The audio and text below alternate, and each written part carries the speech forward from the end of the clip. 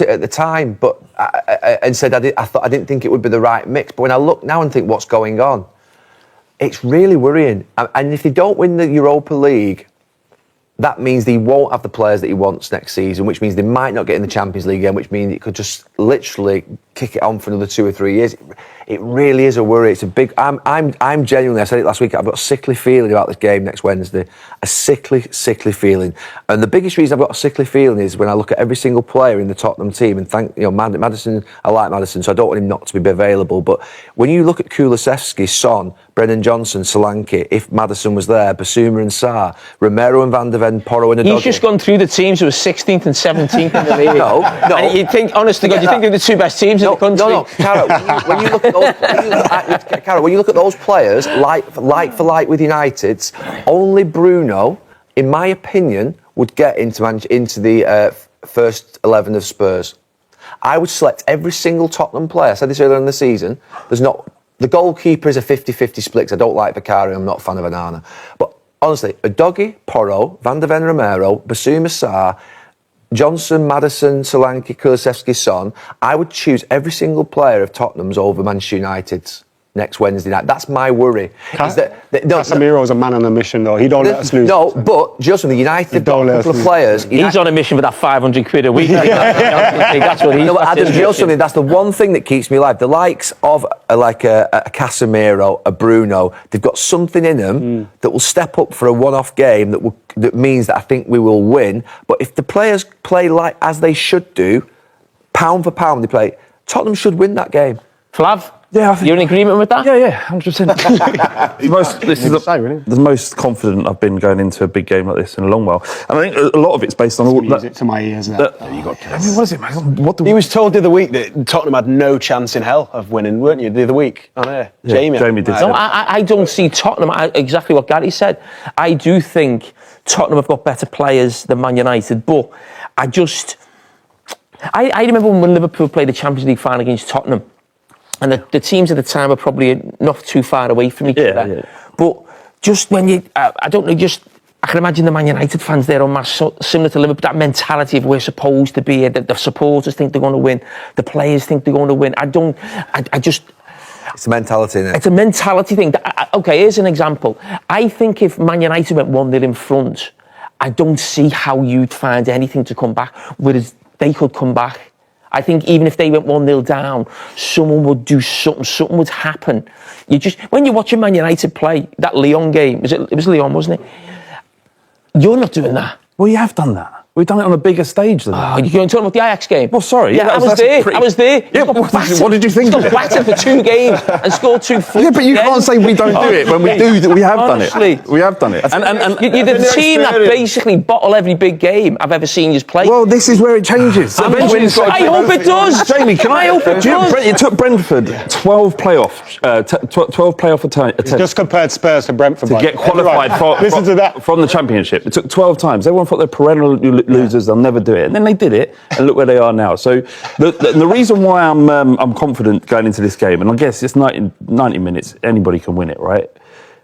It's all of this conversation we've just had about Manchester United. Amorim's going into that dressing room going, boys, we need to win this game because I need to get rid of half of you. In our dressing room, they're going, we need to win this game because this is to get rid of you. The first major trophy. He knows he's out the door. The players is he gone even if they win?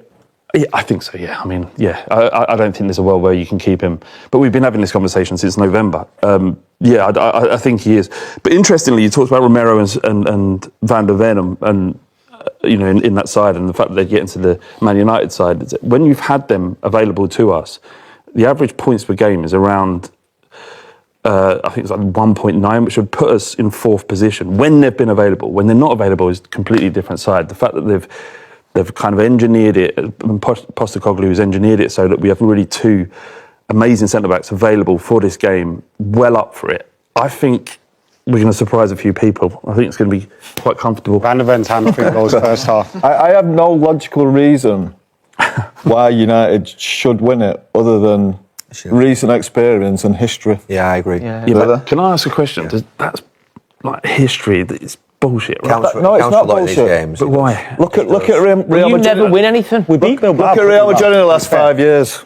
It's only the They've last. not been a great team at times, have they? But that history just takes them to it. Now, realistically, they should win the game. They beat us the last 3 games. Should win. A lot better. We haven't lost since 2022, so none of that counts. And do you know what? I think you'll be the best team on the night, and I think you'll probably play really well, but we'll win. We seem to find 10 or 15-minute spells where we win games. That's my And I opinion. think that's what'll happen.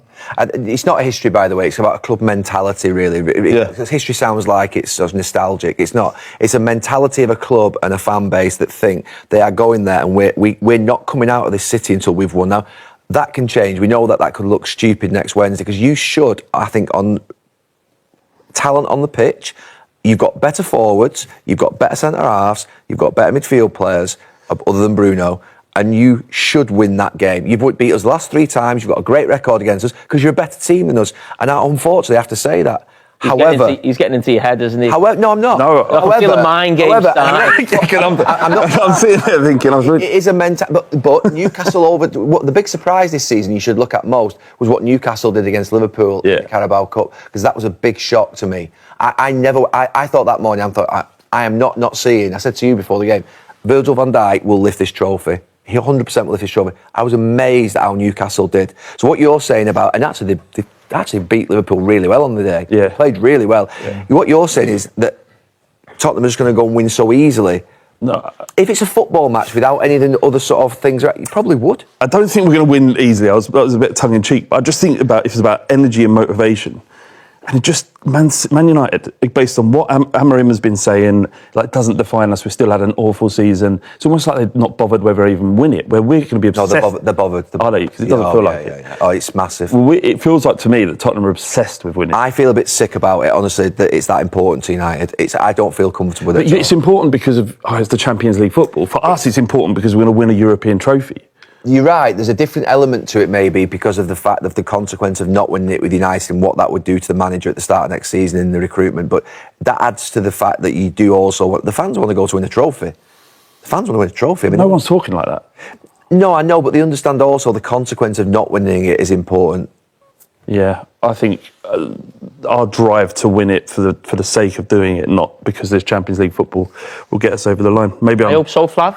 I'm with you. As most people, put your hands up who you want to win the Europa League final. Who wants Tottenham to win the Europa League final? Oh, brilliant. Why you put your hand up there? Europa League final, it's a big problem. It's a big problem, because he's going to end up with the same players as next season. Because what United can't afford to do is spend 50 to 100 million, which is probably what they've got, and then be able to subsidise the losses of Rashford, Sancho, Casemiro. There's one more. Anthony.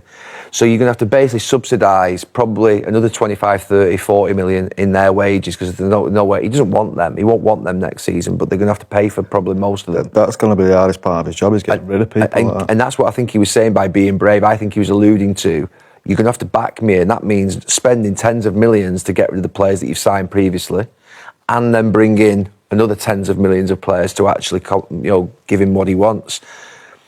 And he's already identifying that he's under pressure. That's what I like about him. He will be under pressure in September, October, November if the same results are coming. He will be. There's no getting away from it, because it's that bad. We've almost forgotten about it. And being honest, from what he picked up from where we were, he should have done better, and the players should have done better in the last part of this season. I mean, no one expected the dramatic drop that's happened. You can't say that he shouldn't have done better, but because he's spoken with such honesty, and that we know the recruitment in the club's been abhorrent in the last 3, 4, 5 years. But I thought last summer when they signed those players, when they signed De Ligt, they signed, obviously those Xerxes, Agate, trying to think of else. Yoro. I actually thought, do you know something? This should be a team that go and qualify for Champions League this year. I think most of us thought Manchester United would finish in the Champions League. I think maybe even you had them in the Champions League places. What's happened? I have no idea. I have no idea what's happening there in respect of on the pitch, in the dressing room, but he needs to wipe them out. It's got to the point now whereby, I mean, other than... And how can he, if he... Say you don't win you lose the Europa League final, there's not that money, you still need you're talking about 8 to 10 players have to go. They has to get them out. But they can only do that though if they're in the Champions League. Is that what you're saying? There's 3 or 4 players who will leave through being out of contract. So there's 3 or 4 players just naturally will leave. And then he needs to get 5 or 6 out. And they're going to need to pay to get them out. big money. They pay. Do you think Rashford's wages now will be paid half by Manchester United? So that's 180 grand a week. That's £8 million a year. He's been paid by United. I read something the other day, Adam. You might know that. I know it was in the paper, but it was. They said Casemiro's wages would go up from 350. No, is that rubbish? No, if they qualify for the Champions League. If they're not in the Champions League, the players' wages come down by 20-25%. No, but they're not in the Champions League. What they were saying is if they get in it, his wages go up to they've come down this year and they'll go back up next year. Come back down this year, they'll go back up 20-25%. Yeah. Wow. You got to look at the squad though, and I do think, whilst I don't think the position is acceptable where we are, to say that the team is ready for a manager to kind of take and just, fire at the league, I think is mental. When you look at the squad, like we've got a striker that couldn't hit a barn door, no backup for him. You've got a goalkeeper that I don't think he trusts. Most of our centre-halves are picking up injuries left, right and centre. And then I went early on him in September and I'm kind of going back to where I was with Manuel Ugarte. I just don't think he's good enough on the ball. Again, you were Gary Neville has slammed Manchester United by claiming just any star gets in a combined 11 with Tottenham. The two Premier League rivals go head-to-head in the Europa League Final later this month. Not only does it represent a golden chance for each side to secure silverware, it also gives the teams an opportunity to seal a Champions League place. That would be particularly important given the rotten seasons that both United and Spurs have been enduring. United sit 16th with just 10 wins and 39 points throughout the campaign, while the North London side are 1 point and a place lower after 20 league losses. Despite that, United icon Neville believes Spurs would dominate when it comes to selecting the best players in each side, only Portuguese playmaker Bruno Fernandes earning a spot for the Red Devils. Speaking on the overlap, he said, "I've genuinely got a sickly feeling about this game next Wednesday. The biggest reason is when I look at every single player in the Tottenham team. When you look at Dejan Kulusevski, Son Heung-min, Brennan Johnson, Dominic Solanke, if James Maddison was there, Yves Bissouma and Pape Matar, Christian Romero and Mickey van der Ven, Pedro Porro and Destiny Udogie. When you look at those players, like for like with United's, only Bruno Fernandes would get into the first 11 of Spurs. I would select every single Tottenham player. The goalkeeper is a 50-50 split because I don't like Guglielmo Vicario and am not a fan of Andre Onana. Honestly, Udogie, Porro, Van der Ven, Romero, Bissouma, Sarr, Johnson, Maddison, Solanke, Kulusevski, Son, I would choose every single player of Tottenham's over Manchester United's next Wednesday. That's my worry. The one thing that keeps me alive, the likes of a Casemiro, a Bruno, they've got something in them that will step up for a one-off game. That means I think that we'll win. But if the players play as they should do, pound for pound, Tottenham should win that game. Both Spurs and Man United have a Premier League game to play out ahead of the Europa League Final in Bilbao on next week. United take on Chelsea on Friday evening, with Spurs in action on the same night against Aston Villa.